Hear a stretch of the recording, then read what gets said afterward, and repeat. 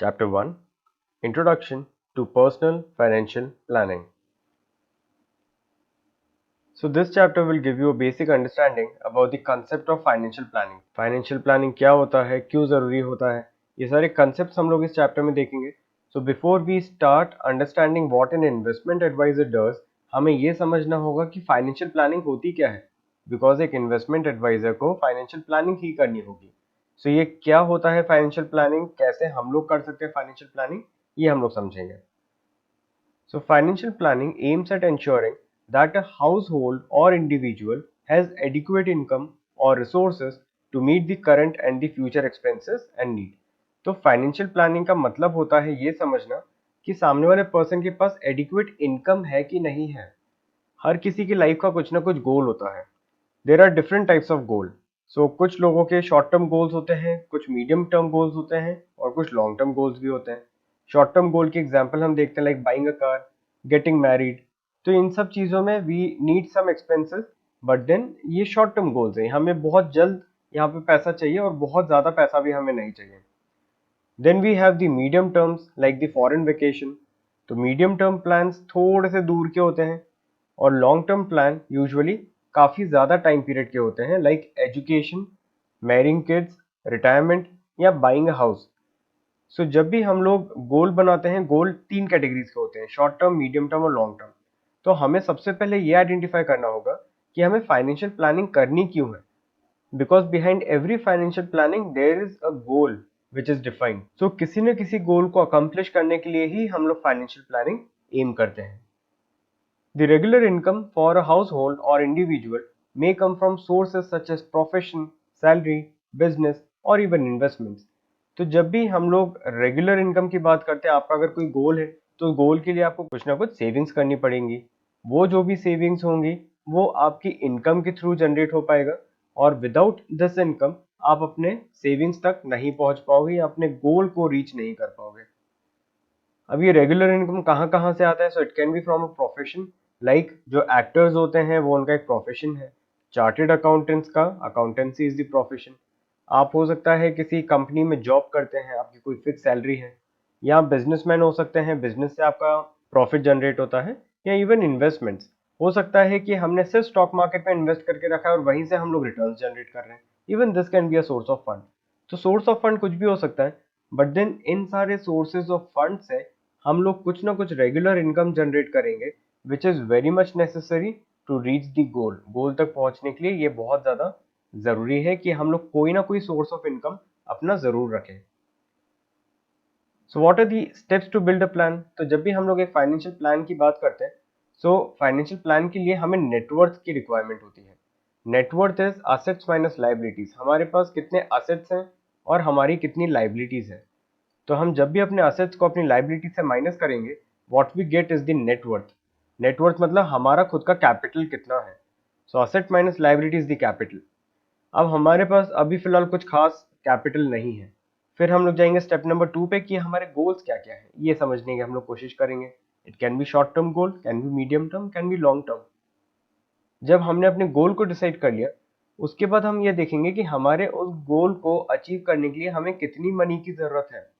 For example, मैंने एक long term goal identify किया है, दैट इज रिटायरमेंट. तो मुझे रिटायरमेंट प्लानिंग के लिए फंड्स चाहिए. अब जब मैं रिटायरमेंट प्लानिंग के लिए फंड्स अरेंज करता हूँ तो मुझे कितने फंड्स चाहिए? तो लेट्स से मुझे चाहिए 5 करोड़. तो I need 5 crore for the retirement planning. So मेरा गोल भी फाइनलाइज हो गया, कितना मनी मुझे चाहिए ये भी फाइनलाइज हो गया. Now how much risk I can take? अब ये 5 करोड़ को अरेंज करने के लिए मैं कितना रिस्क ले सकता हूँ? अगर मैं हर महीने 1 लाख रुपीज सेव करता हूँ तो ये 5 करोड़ तक मैं कैसे पहुँच पाऊंगा? तो यानी तो इस 1 लाख रुपीज पर मंथ को मैं किसी एफडी में कन्वर्ट करता जाऊँ, रिकरिंग डिपॉजिट में यहाँ पे करवा सकता हूँ, या इस 1 लाख को मैं स्टॉक मार्केट में इन्वेस्ट कर सकता हूँ, या मैं ऐसे किसी बिजनेस में भी इन्वेस्ट कर सकता हूँ. तो अगर मैं ऐसे स्टॉक मार्केट में इन्वेस्ट करता हूँ तो risk will be higher and the returns will also be higher. अगर मैं इसे एफडी में इन्वेस्ट करता हूँ तो रिस्क बहुत कम रहेगा लेकिन रिटर्न्स भी काफ़ी कम रहेंगे. सो कितना रिस्क लेने के लिए मैं रेडी हूँ उस पर डिपेंड करेगा कि मुझे कितना रिटर्न मिलेगा. अब लेट्स से मैंने सोचा कि मुझे इक्विटी में इन्वेस्ट करना चाहिए. सो एग्जैक्टली कौन से शेयर्स में? अगर मुझे स्पेसिफिक इक्विटी की मैं बात कर रहा हूँ, so equity includes all the different shares. अगर मैं डेट की बात कर रहा हूँ तो debt includes fixed deposits, it includes bonds, debentures etcetera. So there are various asset classes, बहुत सारी अलग अलग एसेट क्लासेस होती है। एसेट क्लासेस के कुछ एग्जांपल्स हैं, लाइक इक्विटी एक एसेट क्लास है, डेट एक एसेट क्लास है, रियल एस्टेट एक एसेट क्लास है, देन गोल्ड, कैश, ये सब अलग अलग एसेट क्लासेस हैं। So I can invest in equity if I want, I can invest in debt, I can invest in gold जो कि commodity का एक part हो जाएगा, I can also invest in real estate, या I can also invest in other assets like alternate investment funds. So ये कुछ asset classes होती हैं जिसमें हम लोग investment कर सकते हैं और इनमें invest करने से we will get certain returns और उस return से we will accomplish our goal. The main motive is to achieve this goal. Let's take an example. Mr. Vinod is 40 years old and earns rupees 2 lakh a month. He is able to save about rupees 40,000 a month after meeting all the routine expenses of his family, paying the loans for his house, car, and other needs. His investments include those for the tax savings, bank deposits, bonds, and some mutual funds. He pays premiums on the life insurance for himself and his wife. Vinod is the sole earning member of his family and he believes that he takes care of his finance adequately to take care of his current and future needs. How would financial planning help him? So Mr. Vinod की 2 lakh rupees per month की salary है, he is 40 years old, 40,000 per month उनकी savings हो जाती है। तो ये सारे पॉइंट्स देखते हुए उनके कुछ इन्वेस्टमेंट्स भी हैं और उनके कुछ एक्सपेंसेस भी हैं। सो ये सब कुछ देखते हुए वी नीड टू अंडरस्टैंड कि क्या उन्हें भी फाइनेंशियल प्लानिंग की रिक्वायरमेंट है। सो लेट अस अंडरस्टैंड कि क्या मिस्टर विनोद को फाइनेंशियल प्लानिंग की रिक्वायरमेंट है। सो इस पैराग्राफ में एक चीज मेंशन की है कि he is the sole earning member. So when mister Vinod is the sole earning member, क्या इन्होंने अपने कुछ प्रोविजंस बनाए हैं कि अगर विनोद को कुछ हो जाए तो उनकी फैमिली के एक्सपेंसेस कैसे रन होंगे। So because out of 2 lakh rupees वो सिर्फ 40,000 अ मंथ सेव कर पाते हैं, so there is 60,000 rupees expense every month. So every month he spends rupees 1,60,000. So ये 1,60,000 जो every month का expense है and Mr. विनोद को कुछ हो जाता है वहाँ पे and he is the sole earning member, so who would bear the 1.6 lakh expenses every month? So for this he needs to create an emergency fund. Then as a financial planner आपको ये भी देखना होगा विनोद ने जो life insurance लिया है उसका सम अश्योर्ड कितना है and would that be sufficient for the family, because इस फैमिली के एक्सपेंसेस थोड़े से ज्यादा है। So will the life insurance sum assured be sufficient for this family after untimely demise of Vinod. Then हमें ये भी देखना होगा कि क्या फैमिली का एडिक्वेट हेल्थ इंश्योरेंस है। So there are various factors which we would need to understand as a financial planner and इस क्लाइंट को हम लोग कैसे हेल्प कर सकते हैं, क्या क्या शॉर्टकमिंग्स हैं, वो सब कुछ समझना हमें बहुत ज़रूरी है। So for this we'll have to understand in very much detail कि what are the exact investments that the client has made and what are the incomes and expenses, assets and liabilities of the client और कितना कितना insurance उस client ने किया है। Financial planning is thus a process that enables better management of the personal financial situation of a household or individual. It works primarily through the identification of the key goals and putting in place an action plan to realign the finances to meet those goals. तो सबसे पहला M होता है एक गोल को identify करना या जितने भी की गोल्स हैं उन सबको आइडेंटिफाई करना और उन गोल्स को कैसे हम लोग मीट अप कर सकते हैं, क्या एक्शन प्लान रहेगा उसके लिए, कितना कितना अमाउंट हमें लगेगा और उस अमाउंट को हम लोग कैसे अरेंज कर सकते हैं, इन सब रास्तों को फाइंड आउट करना is known as financial planning. So financial planning एक ऐसा प्रोसेस है जिसके थ्रू हम अपने फाइनेंशियल गोल्स का एक प्रॉपर मैनेजमेंट कर सकते हैं। So it is a holistic approach that considers the existing financial position, evaluates the future needs, puts a process to fund the needs and reviews the progress. तो हम लोग ये भी देखेंगे कि हमें कितने अमाउंट की नीड है, हम लोग ये भी देखेंगे कि उस फंड को हम लोग कैसे अरेंज कर सकते हैं और हम लोग ये देखेंगे कि क्या उस फंड को अरेंज करने के तरीके सही हैं। So where to invest to reach to the goal that we have set. Next is to understand the need for the financial planning. तो फाइनेंशियल प्लानिंग हम लोग क्यों सीख रहे हैं, फाइनेंशियल प्लानिंग समझने का नीड क्या है। There is a large range of financial products and services that are available for the investors today, and These need to be linked to the specific needs and situations of the clients. तो बहुत सारे products आज के time पे available है। अगर आप fix deposit की बात करो तो अलग अलग बैंक्स हैं, Kotak Mahindra bank, Yes bank, Axis bank, HDFC bank, इन सब ने अलग अलग रेट्स पे आपको फिक्स डिपॉजिट दिए हैं। तो कौन सी बैंक का फिक्स डिपॉजिट हमारे लिए बेटर है, कौन सी बैंक सेफ है, कौन सी बैंक अनसेफ है। अगर हम लोग म्यूचुअल फंड्स की बात करें, so there are various companies that are providing the mutual fund services. अगर हम इंश्योरेंस लेने जाते हैं तो बहुत सारी अलग अलग कंपनीज है जो इंश्योरेंस प्रोवाइड करती है। सबके अलग अलग फीचर्स हैं, किसी ने क्रिटिकल इलनेस को ऐड कर दिया है, किसी ने कुछ एडिशनल फीचर्स ऐड किए हैं। सो ये फाइनेंशियल प्रोडक्ट्स की बहुत ज़्यादा वेराइटी आज के टाइम पे मार्केट में आ चुकी है। सो इनको समझना एक नॉर्मल यूज़र के लिए थोड़ा सा टफ हो जाता है। Not every product may be suitable to a client, nor would a client be able to identify how to choose and use the products and services from the choices that are available in the market.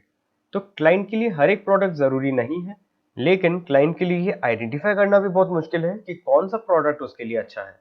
So this is a big problem which many people face these days कि हमें कौन सा product खरीदना चाहिए। अगर हमें एक life insurance खरीदना है तो हम लोग बहुत दिन तक कोशिश करते हैं ये समझने की कौन सा लाइफ इंश्योरेंस अच्छा है, और एंड में हम लोग वही इंश्योरेंस बाय कर लेते हैं जिसका प्रीमियम सबसे कम है, without understanding the features of the other instruments. Financial planning bridges this gap as the investment advisor possesses the expertise to understand the dynamics of the products on the one hand and the needs of the client on the other. तो investment adviser एक वो person होता है जिसको दोनों चीज़ों का knowledge है। उसे ये भी पता है कि क्लाइंट को क्या चाहिए, और उसे ये भी पता है कि प्रोडक्ट के क्या क्या फीचर्स है। सो जब प्रोडक्ट के फीचर्स आपको पता है और क्लाइंट की नीड आपको पता है, तो उसको ब्रिज करना, उसको मीट आउट करना is very easy for an investment advisor. और यही एक रिस्पॉन्सिबिलिटी होती है एक इन्वेस्टमेंट एडवाइजर की। This makes them best suited to use such products and services in the interest of the client. तो क्लाइंट के इंटरेस्ट के अकॉर्डिंग या क्लाइंट के चॉइस के अकॉर्डिंग कौन सा प्रोडक्ट उसके लिए बेस्ट सूटेड है, ये बताना is the main work of the investment advisor. या ये समझना, ये आइडेंटिफाई करना कि क्लाइंट की नीड क्या है और क्लाइंट को सजेस्ट करना कि उसे कौन से प्रोडक्ट के थ्रू जाना चाहिए, is the work of the investment adviser.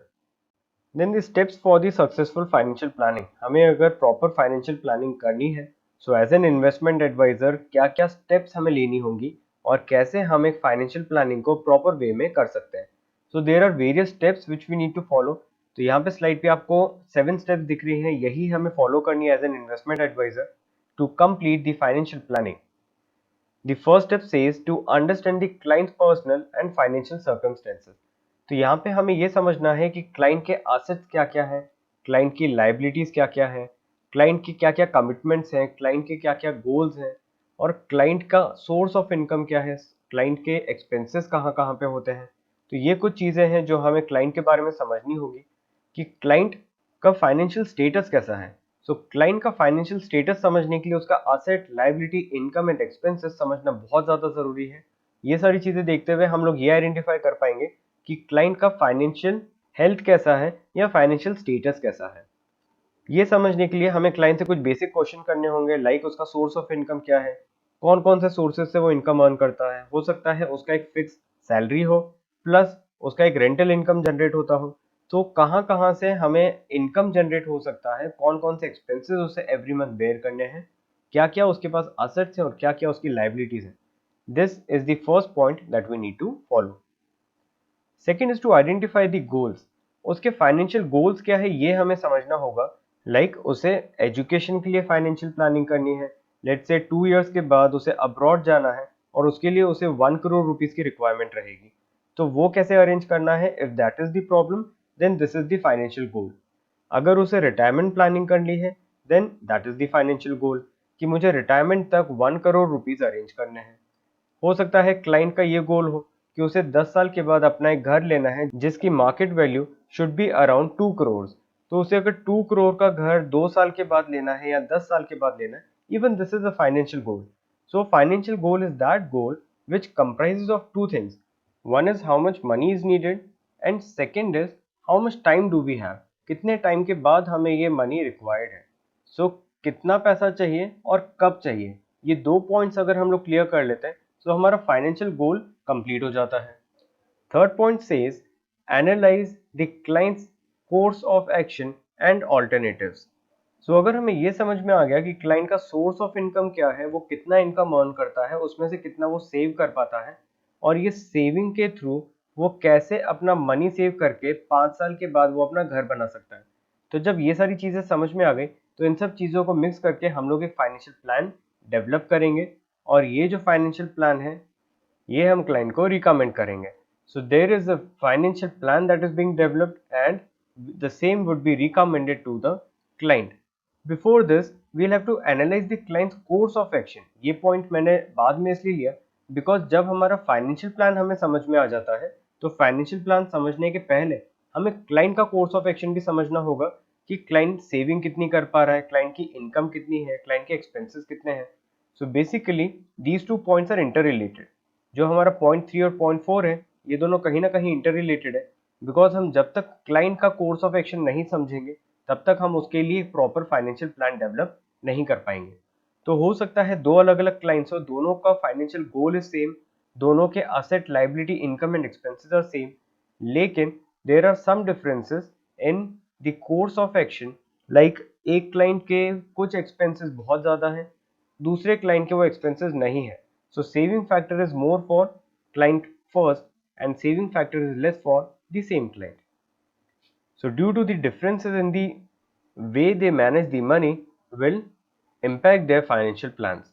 Fifth point is present the financial planning recommendations. अब जो भी हमने financial plan develop किया है वो हम लोग client के सामने present करेंगे।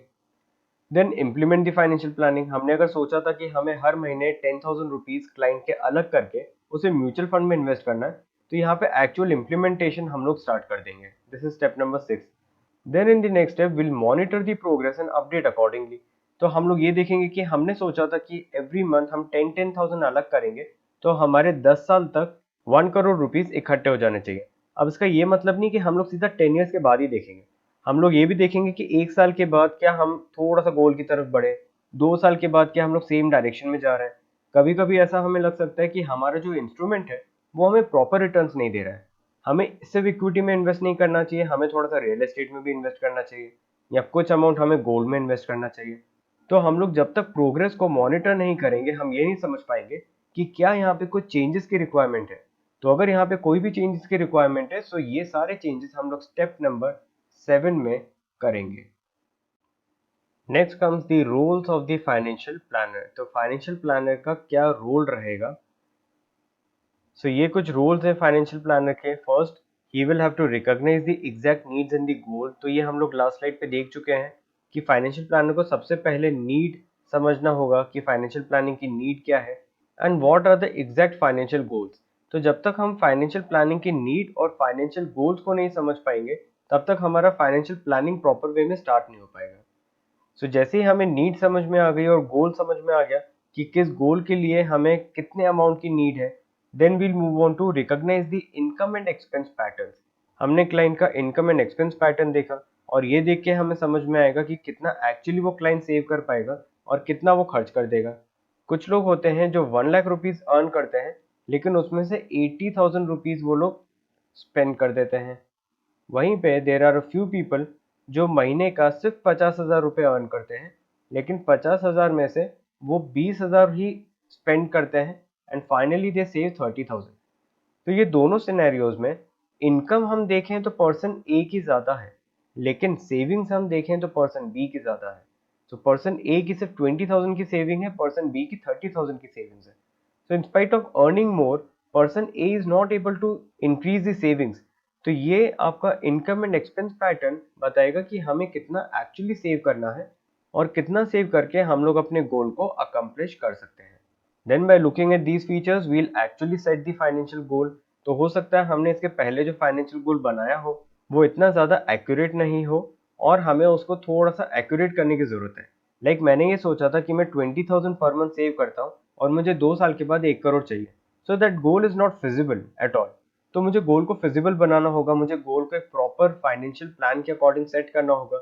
सो अगर मैं सिर्फ 10,000 पर मंथ सेव कर पाता हूँ और मुझे 1 करोड़ चाहिए, तो मुझे कम से कम 10 साल का टाइम अपने पास देना होगा।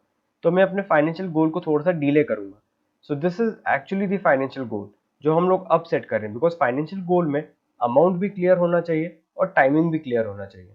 तो जब ये अमाउंट और टाइमिंग हमारा प्रॉपर हो जाएगा तो हम लोग बोलेंगे कि हमारा फाइनेंशियल गोल सेट हो चुका है। Then we'll move on to asset allocation. अब हम लोग ये सोचेंगे कि हमें जो 10,000 रुपीज पर मंथ सेव करने हैं उसको हमें कहाँ कहाँ एलोकेट करना है। 3,000 हो सकता है हम लोग म्यूचुअल फंड्स में इन्वेस्ट कर दें, 2,000 हम लोग गोल्ड में इन्वेस्ट कर दें, 5,000 हम लोग रिकरिंग डिपॉजिट में स्पेंड करें। तो ये अलग अलग जगह पे हम लोग अपने मनी को डाइवर्सिफाई कर रहे हैं। So this is the asset allocation. Then selecting the right investment products. तो कौन से इन्वेस्टमेंट प्रोडक्ट्स में हमें इन्वेस्ट करना है। मैंने अगर इक्विटी बोला तो इक्विटी में कौन से शेयर्स में इन्वेस्ट करना है। अगर मैंने म्यूचुअल फंड्स में इन्वेस्ट करने का सोचा तो कौन कौन से म्यूचुअल फंड्स है जो मुझे अच्छे रिटर्न देंगे और कौन से म्यूचुअल फंड्स है जो बहुत रिस्की हो सकते हैं। If I want to invest in real estate, तो रियल एस्टेट में क्या मुझे फिजिकली इन्वेस्ट करना है या रियल एस्टेट इन्वेस्टमेंट ट्रस्ट के थ्रू इन्वेस्ट करना है। So these are all the different investment products जिनके थ्रू हम लोग एक्चुअल asset classes में इन्वेस्ट कर सकते हैं। Financial planning is a dynamic process that requires attention to the constantly changing market and product performances and matches these with the dynamic changes in the needs and status of the client। तो because market dynamically change हो रहा है, बहुत सारी चीजें new market में आ गई हैं। कोविड अगर मार्केट में आया है तो हमारे जितने मेडिकल इंश्योरेंसेस उन सब के प्रीमियम बढ़ गए और ये सारे प्रीमियम्स बढ़ने के पीछे रीजन था बिकॉज ऑफ हाई प्रोबेबिलिटी कि हम अब बीमार पड़ सकते हैं। सो मार्केट डायनेमिकली चेंज हो रहा है, हमारा एनवायरनमेंट डायनेमिकली चेंज हो रहा है। Change is the only constant in the world. So because of these changes हमें इन चेंजेस से मैचअप करना पड़ता है और इसीलिए हमें अपडेटेड रहना पड़ेगा कि कौन कौन से न्यू प्रोडक्ट्स मार्केट में आए हैं सो दैट हम लोग अपने क्लाइंट को भी उस अकॉर्डिंग अपडेट कर पाए। This kind of attention can be provided by a financial planner. तो एक्चुअली कौन से प्रोडक्ट मार्केट में न्यू आए हैं, कौन से प्रोडक्ट क्लाइंट को समझना जरूरी है, ये सारा अपडेट ही क्लाइंट को एक फाइनेंशियल एडवाइजर देगा एंड इसके लिए फाइनेंशियल प्लानिंग करना through a financial advisor is very much necessary. तो जब भी हम लोग बात करते हैं फाइनेंशियल एडवाइजर की या फाइनेंशियल प्लानर की, तो यूजुअली हमारे माइंड में एक ही चीज आती है कि हम लोग स्टॉक मार्केट में इन्वेस्टमेंट करवाएंगे। But the actual work of financial planner और an investment advisor is not only to get the money invested in stock market, but हम लोग उन्हें सेविंग एडवाइस भी देंगे। हम लोग ये बताएंगे कि आप कहाँ पे एफडी करा सकते हैं, कहाँ कहाँ से आप मनी को सेव कर सकते हैं, रिटायरमेंट प्लानिंग कैसी करनी होगी, कितना मनी आप हर मंथ अलग करोगे या सेव करोगे या इन्वेस्ट करोगे तो आप रिटायरमेंट के ऑब्जेक्टिव को मीट कर पाओगे। मॉर्टगेज गाइडेंस, हमें कितना लोन लेना चाहिए अपने घर के लिए, या अगर हम अपने घर को मॉर्टगेज करवाते हैं तो उसके अगेंस्ट कितना मनी हमें मिलना चाहिए। इंश्योरेंस गाइडेंस, कौन कौन से इंश्योरेंस हमें लेने की जरूरत है, हेल्थ इंश्योरेंस कब लेना है, लाइफ इंश्योरेंस कब लेना है, असिस्टेंस विद टैक्सेस, बहुत सारे अलग अलग वेज होते हैं टू सेव द टैक्स। तो टैक्स कैसे हम लोग सेव कर सकते हैं, कौन सी ऐसी चीजें हैं जहाँ पे टैक्स भरना मैंडेटरी है, etcetera. So the advice of a financial planner is not restricted to stock market, but there are various different fields which are being advised by the financial planner or the investment advisor। तो एक investment adviser को इन सारी चीजों का knowledge होना चाहिए और इसीलिए investment adviser module 10A and 10B में ये सारे टॉपिक्स डिटेल में कवर किए हैं so that an investment advisor should be aware about all these different concepts and हम लोग क्लाइंट को भी हेल्प कर पाए to form a proper financial planning। Now let us understand how is financial planning different from a typical financial advisory services। So normal financial advisory services और financial planning में क्या क्या differences होते हैं। Financial planning requires following of a specific process wherein the client along with their overall needs and goals are at the core of everything being done। Other financial advisory services would normally look at meeting just a specific need like advising on stocks or debt, but the relation with other aspects might be missing। सो यही चीज जो हम लोगों ने discuss की थी last slide पे कि जब हम बात करते हैं फाइनेंशियल प्लानिंग की, so it includes everything, it includes all the different aspects of finance. Like हमारा गोल क्या है, हम गोल को कैसे मीट कर सकते हैं, क्या क्या इंस्ट्रूमेंट्स है जहाँ पे हम लोग इन्वेस्ट कर सकते हैं to meet all these different goals, equity में कब इन्वेस्ट करना है, डेट में कब इन्वेस्ट करना है, कॉमोडिटी में, रियल एस्टेट में कब इन्वेस्ट करना है। तो ये सारी की सारी एडवाइस एक फाइनेंशियल प्लानर देता है। वेयर इज जो बाकी की फाइनेंशियल एडवाइजरी सर्विसेज होती हैं, financial advisory services would normally look like eight meeting just a specific need.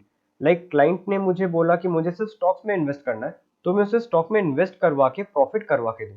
my aim is not to meet his financial goal, but my aim is just to get him proper return from one of the financial instruments.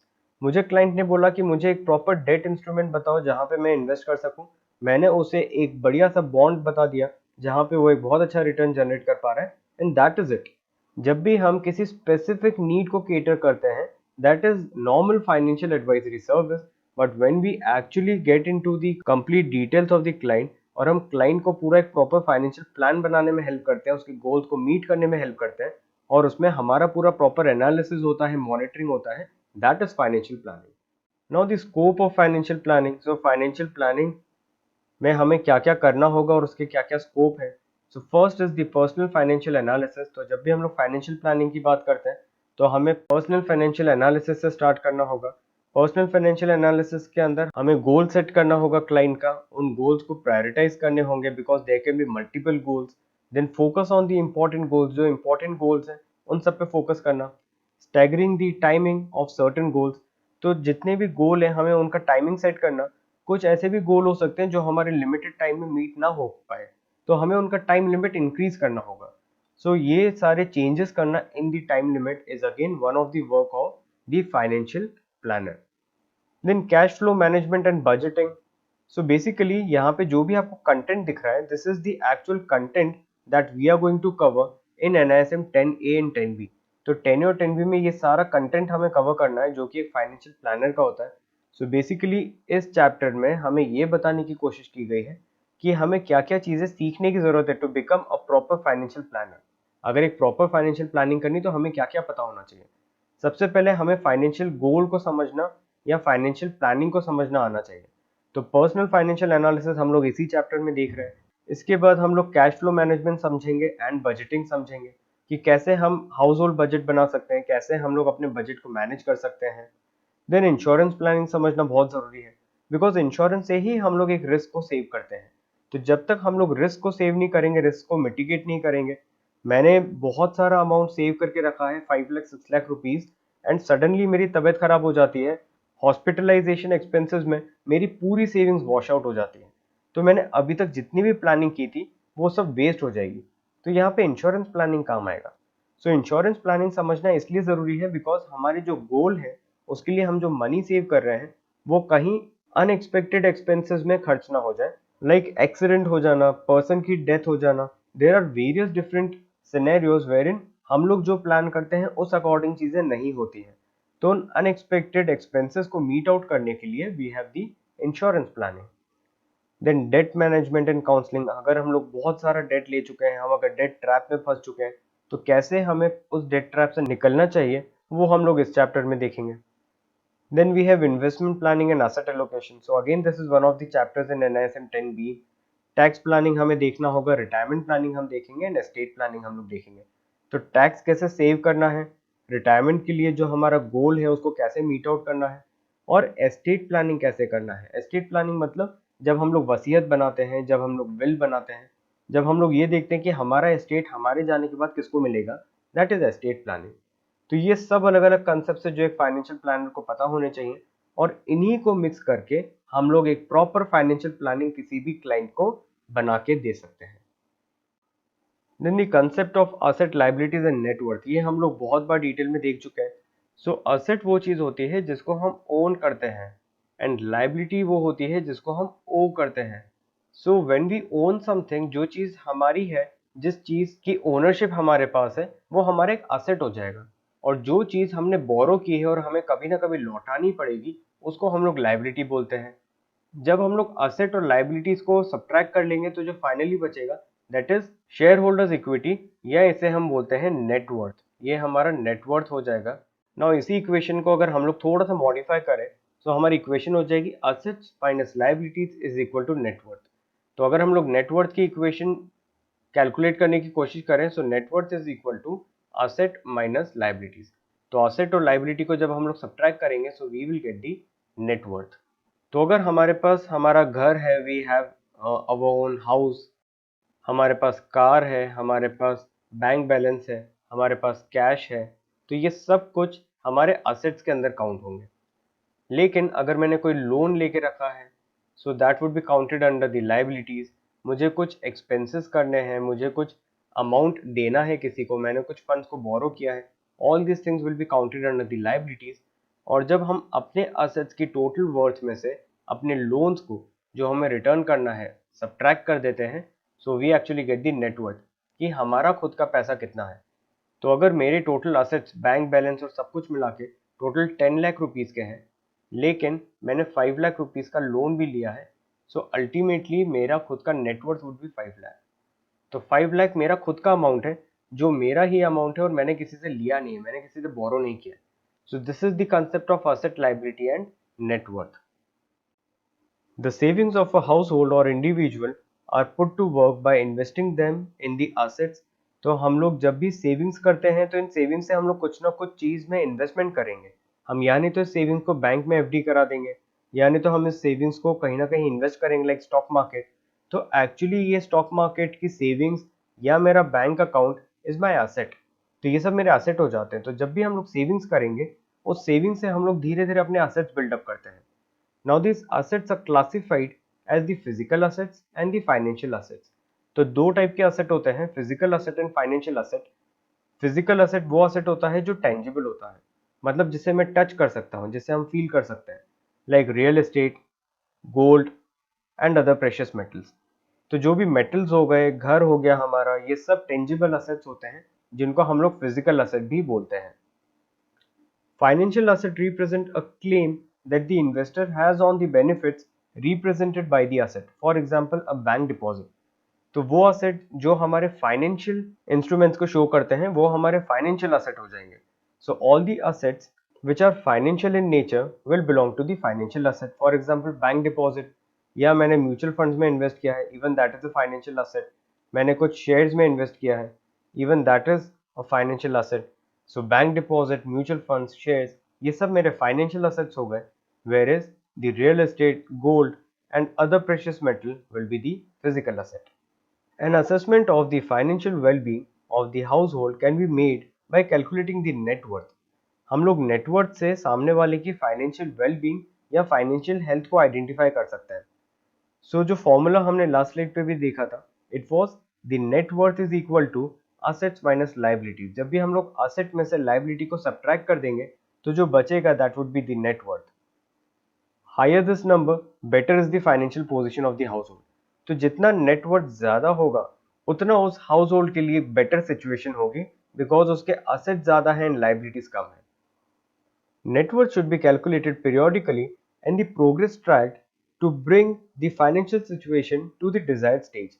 तो net worth हमें time to time check करते रहना चाहिए, because usually हम क्या सोचते हैं कि भाई हमारे असेट्स बढ़ते जा रहे हैं।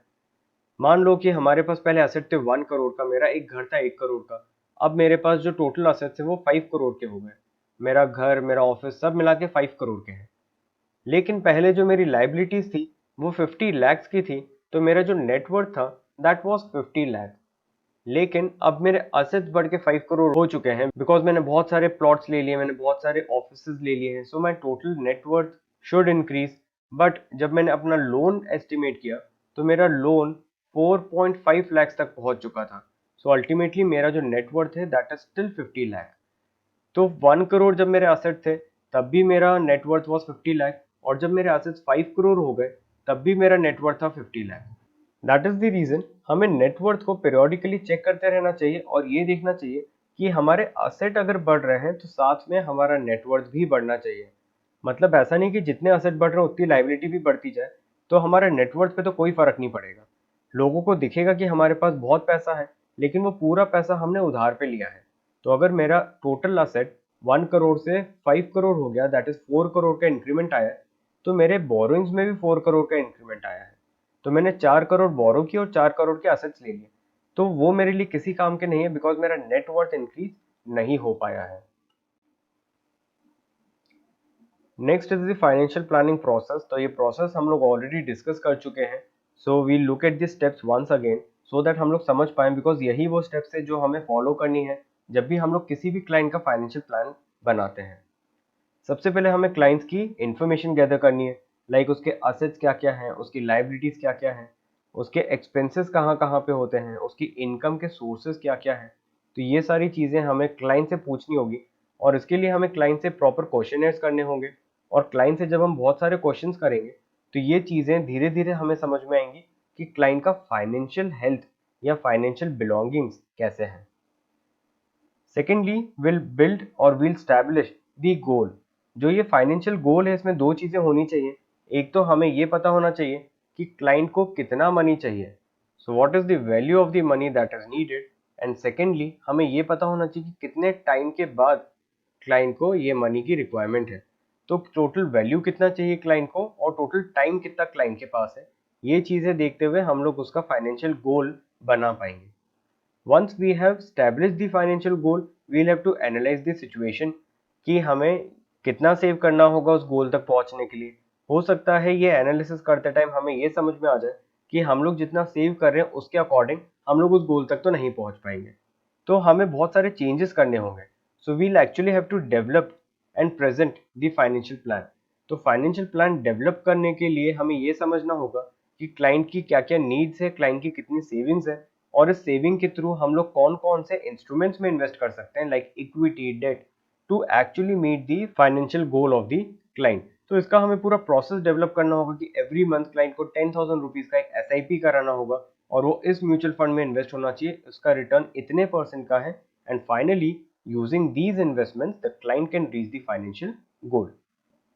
Once the plan is built on papers हम लोग उसे इम्प्लीमेंट करेंगे, और जैसे ही वो प्लान को हमने इम्प्लीमेंट किया वहां पे हमारा पूरा प्रोसेस कंप्लीट नहीं होगा, उसके बाद हमें मॉनिटरिंग भी करनी होगी।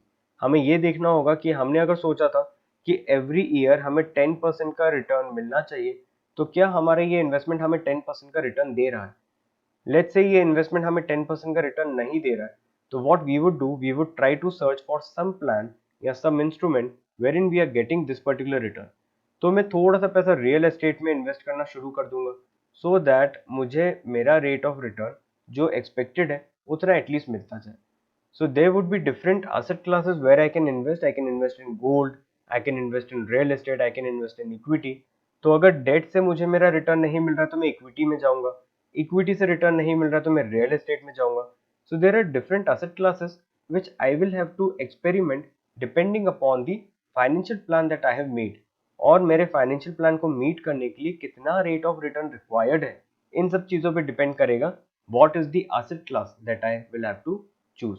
सो ये जो भी हमने नाम लिए हैं, रियल एस्टेट, गोल्ड, इक्विटी, ये सब हमारी एसेट क्लासेस हो जाती हैं। So the different asset classes can be equity, debt, gold, gold को हम लोग कमोडिटी भी बोल सकते हैं, real estate, etcetera. So these are the different asset classes wherein the client can invest and get the desired returns in the desired time. Next is the financial advisory and execution. Now in this topic we are going to understand what is the difference between the advising services and the execution services. So basically there are two different types of services which different financial companies provide. One is advising services, that is known as distribution services. तो एक distribution services हो जाती हैं, and second is execution services, जहाँ पे हम लोग अपनी किसी भी ट्रेड को एग्जीक्यूट करवा सकते हैं। So the distribution services means कि हम लोग क्लाइंट को ये बताएं कि क्लाइंट को क्या खरीदना है, और जब क्लाइंट को खरीदना है तो वो डिस्ट्रीब्यूटर के थ्रू नहीं खरीदे, वो एग्जीक्यूटर के थ्रू खरीदे। So the example of the distributors is the financial advisers. तो जब भी हम लोग एडवाइजरी कंपनीज की बात करते हैं, these actually provide the distribution services, and these services are known as fee only services. तो जितनी भी डिस्ट्रीब्यूशन सर्विसेज होती हैं या एडवाइजिंग सर्विसेज होती है, these are fee only services. यहाँ पे हम लोग सिर्फ क्लाइंट को एक फीस लेंगे और क्लाइंट को उसके बदले उसकी एक एडवाइस देंगे कि उसे कौन से स्टॉक में इन्वेस्ट करना चाहिए या उसे कौन सा म्यूचुअल फंड परचेस करना चाहिए। So these are the fee only services. So here no commission or incentive should be fixed, there should be no conflict of interest, and there should be no execution facility be provided. तो हम लोग जब भी fee only की बात करते हैं, fee only actually means the distribution services, जहाँ पे हम लोग client से फीस लेंगे और हम उसे एडवाइस देंगे। So all the financial advisories are actually the fee only services, or they provide the distribution services. Then we have the brokers. जो ब्रोकर होते हैं, ब्रोकर्स आपके ट्रेड को एग्जीक्यूट करते हैं, so they actually provide the execution only services. Now the brokers are not allowed to give the advices. वो अगर advice देते भी हैं सो वो उसके लिए चार्ज नहीं कर सकते हैं। So there are many brokers which will help you with which stock to enter in, but then वो जो भी स्टॉक एडवाइस देंगे उसके लिए वो लोग कभी भी चार्ज नहीं करते हैं। So either the company can be fee only service, or they can provide the distribution services, or they can provide the execution service only. One company cannot provide the distribution and execution services both. Now this is the phase of technology. So there is one more type of service that is being provided in the market, that is wraps and platforms. Wraps and platform एक ऐसा platform है जहाँ पे आप distribution और execution दोनों कर सकते हैं, but this is only a technology based advising solution. तो यहाँ पे हम लोग कुछ indicators, oscillators, market movements, algorithms, mathematical calculations की हेल्प से ये पता लगाते हैं कि हमें कौन से स्टॉक में एंटर करना चाहिए, कौन से लेवल से बाय करना चाहिए और कौन से लेवल तक हमें वेट करना चाहिए। सो ये वो प्लेटफॉर्म है जो टेक्नोलॉजी बेस्ड होते हैं। So there is no person who is involve. कोई भी पर्सन हमें यहाँ पे डिस्ट्रीब्यूशन सर्विसेज नहीं दे रहा है। यहाँ पे there is a software which is helping us with the stock selection, और उस स्टॉक को हम लोग एग्जीक्यूट भी करेंगे, हम लोग उसे परचेज भी करेंगे। तो यहाँ पे हम लोग डिस्ट्रीब्यूशन और एग्जीक्यूशन सर्विसेज दोनों को इंक्लूड कर रहे हैं, but then we are actually including the technology in it, and that is the reason both the things can be included together in the wraps and platform. इसका एक बहुत easy सा example है ज़ेरोधा स्ट्रीक।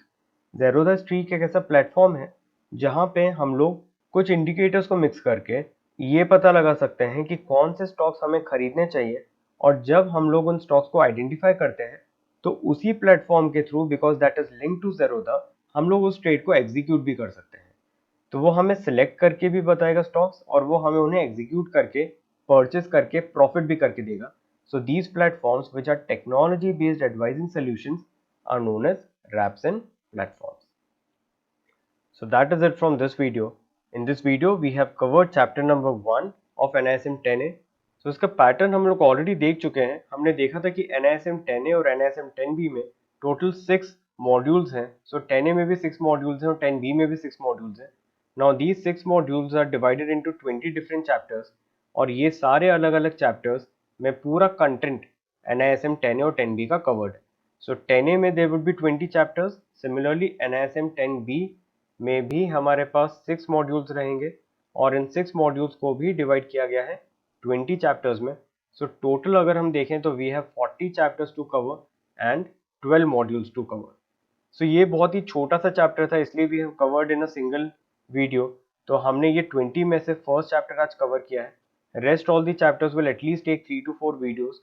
सो overall इस पूरे video lecture series में you would be getting 120 plus detailed videos.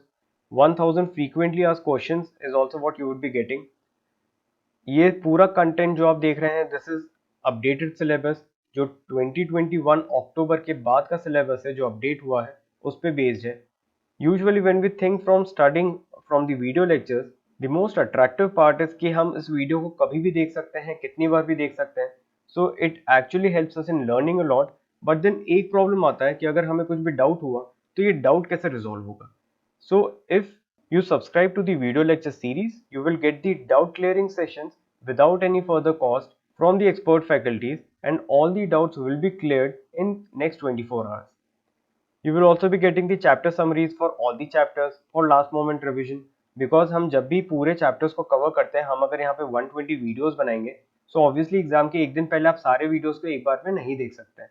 So you should have some notes with you.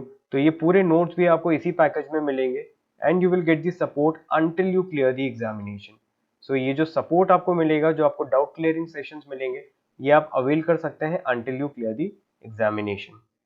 So for more details, you can contact us on 888-930-2230. You can also visit us on www.nisminstitute.com. Thank you.